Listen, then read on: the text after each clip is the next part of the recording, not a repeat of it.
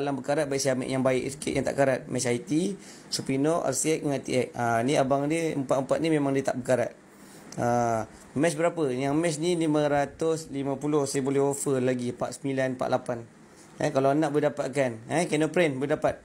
Kalau karat boleh rosak ke bola? Kalau karat boleh, tapi kalau tak nak karat, beli ni spray. Aryan beli yang ni. Aryan beli ni. Ni spray obot ni. Ni beli ni. Harga RM70. Boleh dapatkan kat saya segera. Sementara stok masih ada. Ni spray ni khas untuk bola petang. Okey, kasih sempat aja bola petong ke? Ya, bola petong kasih. Okey. Kata nak bagi hadiah bola kat saya. ABW. Abang handsome. Okey. InsyaAllah akan datang. Kena masuk jabatan bertuah lah. Kalau nak. Minimum RM50 ada jabatan bertuah. 31 nak buat nanti.